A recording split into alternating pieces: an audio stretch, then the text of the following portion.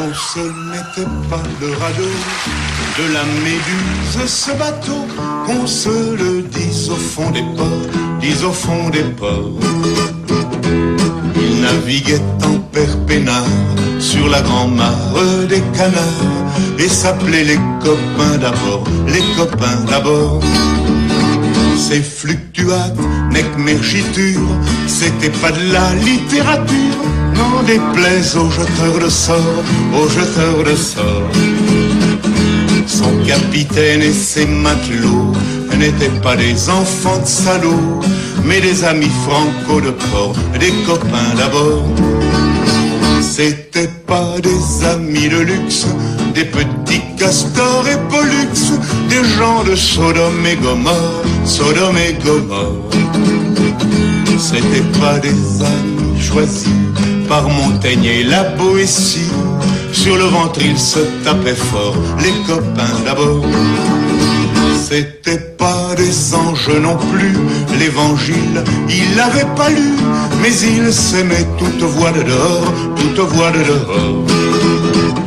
Jean-Pierre, Paul et compagnie, c'était leur seule litanie, leur credo, leur confiterore, aux copains d'abord. Au moindre coup de Trafalgar, c'est l'amitié qui prenait le quart, c'est elle qui leur montrait le nord, leur montrait le nord. Et quand ils étaient en détresse, leurs bras lançaient des SOS, on aurait dit des sémaphores, les copains d'abord. Au rendez-vous des bons copains, il n'y avait pas souvent de lapin. Quand l'un d'entre eux manquait à bord, c'est qu'il était mort. Oui, mais jamais, au grand jamais, son trou dans l'autre se refermait. 100 ans après, coquin de sort, il manquait encore. Des bateaux, j'en ai pris beaucoup, mais le seul qui ait tenu le coup, qui n'est jamais viré de bord, mais viré de bord, naviguait en père peinard sur la grand-mare des canards et s'appelait les copains d'abord, les copains d'abord.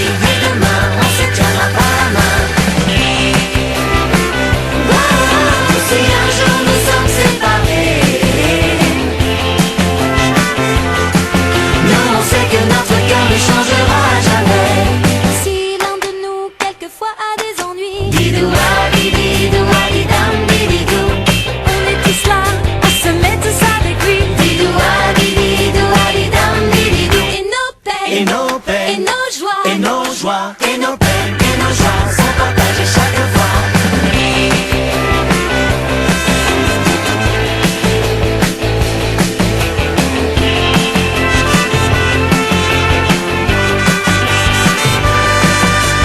Pas de problème, car si quelqu'un nous plaît bien, Didoua, didi, doua, didam, dididou. tout simplement, on l'adopte, on lui dit viens.